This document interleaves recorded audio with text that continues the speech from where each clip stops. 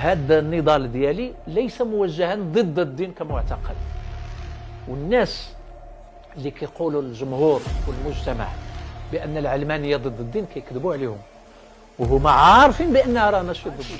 المؤمن وغير المؤمن متساويين في الحقوق وفي الواجبات ديال المواطنة، والدولة عطيهم كلهم لاكارت ناسيونال، وإلا مشيتي للإدارة ما كيسولوكش على العقيدة ديالك، لأن في الدولة الحديثة مفهوم الكفر أو الكافر ما كاينش، ما بقاش، ما عنده حتى معنى، لأن الدولة الحديثة قائمة على القوانين الوضعية، وهذيك القوانين لا الدستور ولا القانون الجنائي ما فيهش تمييز بين المؤمن وغير المؤمن، ولهذا الإسلاميون كيحلموا دائما أنهم يسيطروا. علاش؟ لأن إلا ما سيطروش ما يقدروش يفرضوا القيم ديالهم، وحنا كنسولوهم ها انتم سيطرتوا كاع، فين غتوصلونا؟ الناس اللي كيتهموني أو كيتهموا الناس بالكفر أو كيكفروا المواطنين، هادو ناس كيعيشوا خارج السياق ديال الدولة الحديثة. علاش؟ لأن في الدولة الحديثة مفهوم الكفر أو الكافر ما كاينش، ما بقاش، ما عنده حتى معنى، لأن الدولة الحديثة قائمة على القوانين الوضعية، وهذيك القوانين لا الدستور ولا القانون الجنائي ما فيهش تمييز بين المؤمن وغير المؤمن، ولهذا مفهوم الكافر بالمعنى ديال أنه إنسان سيء أو كذا ما بقاش اليوم. المؤمن وغير المؤمن متساويين في الحقوق وفي الواجبات ديال المواطنة، والدولة عطيهم كلهم لاكارت ناسيونال، وإلا مشيتي للإدارة ما كيسولوكش على العقيدة ديالك. إذا معناه أن هاد الناس اللي كيستعملوا الكفر والتكفير ناس غراب على العصر ديالنا، كيعيشوا في الماضي، وخصهم يديروا مجهود باش يدخلوا معنا في العصر ديالنا، وإلا غيبقاو على الهامش.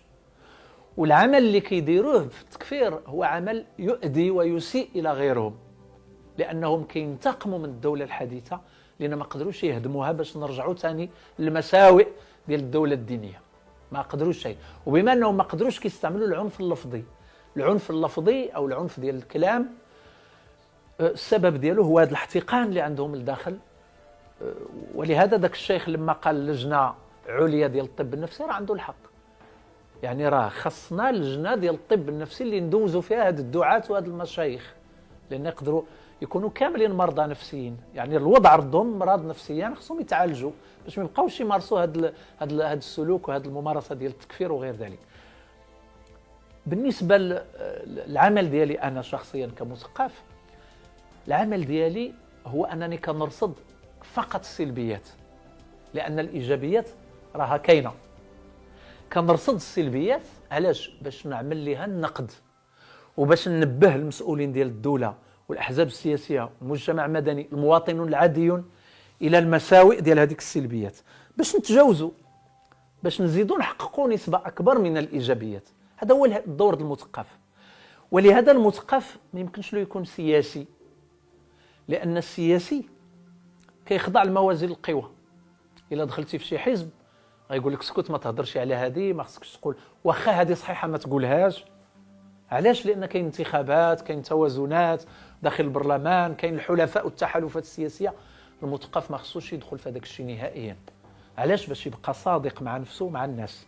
واحد الحاجة سلبية خصني نقول راها سلبية، واخا يتقلقوا مني الناس في الأول، يتقلقوا، ولكن راه غادي يكتشفوا من بعد، هما انفسهم غادي يكتشفوا بأنهم ضحايا ديال هذيك السلبيات. بحال هذا الشيء اللي وقع للمحافظين في الموضوع الممارسة الجنسية. كنا كنقولوا الحريات، كيقولوا لنا بغيتوا الانحلال، انتم أتباع الغرب. مشاو حتى حصلوا هما بنفسهم واحتاجوا اللي دافع عليهم من أجل حريتهم ديال حياتهم الخاصة. فإذا راه واحد العدد الأمور سلبية راه أي واحد ممكن يكون ضحية ديالها، والكل بحاجة إلى الحرية. العمل ديالي كي يتركز بالخصوص في الجانب القيمي كذلك، الجانب القيمي يعني معنى الحرية، معنى المساواة، معنى العدل، معنى العقلانية، معنى الحق. هذه المعاني كلها كنحاول نقربها للناس باش يفهموا بأن الدين المكان ديالو الطبيعي هو الحياة الشخصية وليس المجال العام. منين الدين كيولي في المجال العام كيولي نظام عام، منين كيولي نظام عام كيولي قهري، منين كيولي قهري كيولي واحد النوع من السلطوية القمعية، وهنا كيوليو الناس يقاوموا الدين. لاحظ معايا هاد الشباب دابا اللي كيقول لك ما صايمينش، واش المشكل ديالهم هو ان كاين الصيام؟ راه ماشي المشكل ديالهم هو كاين الصيام، المشكل ديالهم هو سلوك المسلمين في وقت الصيام. ما تبغي تشوف حتى حد كياكل، ما تبغي، خاص الناس كلهم يكونوا بحالك ويخدموا معاك انت ويراعيوا المزاج ديالك. لا، انت ايضا خصك تقبل انه راه كاين ناس ما كيعيشوش نفس الطقوس ديالك. اذا التصادم اللي وقع شنو السبب ديالو؟ السبب ديالو ان الدين خرج من الاطار ديالو الطبيعي اللي هو الاطار الشخصي ولا كيتفرض في المجال العام، والمجال العام راه كيولي سلطوي، كيولي نظام قهري. والاديان ما خصهاش تكون نظام قهري. منين تكلمت على النرويج قبيله، النرويج فيها الدين وفيها التدين، الناس بروتستانت في الغالب، 60% ديال الشعب بروتستانت، ولكن كيحترموا بعضهم بعض، كيحترموا غير المؤمنين، كيحترموا المؤمنين بالديانات الاخرى، والناس متعايشين في سلام وفي امن. هذا هو اللي خاصنا بالضبط. باش حنا ناقصين على النرويجيين؟ ياك حنا كاع بشر، عندهم دماغ، عندنا دماغ، عندنا جسم فيزيولوجي بحال ديالهم، بحالنا بحالهم. الملكات ديال التلقي وديال التعلم، نفس الملكات اللي عندهم هي اللي عندنا. فين هو المشكل؟ شنو ناقصنا باش ما نعيشوش في سعاده بحالهم؟ ناقصنا فقط التبصر والعقلانيه ديال التدبير الشؤون ديالنا، وناقصنا اننا خصنا نفهموا بان الدين اللي كنستعملوه في جميع المناورات ديالنا راه ما يصلحش لداك الشيء. الدين يبقى في المجال الخاص. هذا النضال ديالي ليس موجها ضد الدين كمعتقد، والناس اللي كيقولوا الجمهور والمجتمع بان العلمانيه ضد الدين كيكذبوا عليهم، وهما عارفين بانها راه ماشي ضد الدين.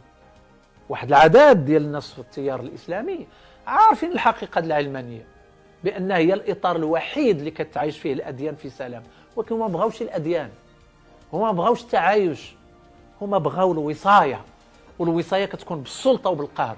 ولهذا الاسلاميون كيحلموا دائما انهم يسيطروا. علاش؟ لان الا ما سيطروش ما يقدروش يفرضوا القيم ديالهم. وحنا كنسولوهم، ها انتم سيطرتوا كاع، فين غتوصلونا؟ غادي نرجعوا ثاني للمساوئ ديال الماضي ونبداو ندابزوا بيناتنا، وما غنعيشوش مزيان، عمرنا ما غنعرفوا السعاده، غادي نبقاو في الفتن. لا، هذا الطريق كانوا فيها جدودنا، هذه 1400 عام عاشوها، والنتائج ديالها ما كانتش ايجابيه. العبره بالخواتم كيف كيقولوا الفقهاء. حنا خدينا العبره وما خصناش نعاودوا هذاك الماضي. ولهذا العلمانيه هي عدم استعمال الدين في السياسه، وعدم استعماله في حقل السلطه او التسلط، وتخليه اختيار حر للاشخاص فقط. وفي هذه الحاله الاطار العلماني يمكن يكونوا فيه عده ديانات والناس ما كيتحاربوش بسببها. الا بغيتي توقف دابا الصراع الطائفي في العراق او في سوريا بين الشيعه والسنه، راه خصك دوله علمانيه ديال المواطنه، باش ما يبقاش السني يحلم انه يسيطر على الشيعي، وما يبقاش الشيعي يحلم انه ياخذ الدوله ويسيطر على السني، ويتعايشوا كاملين.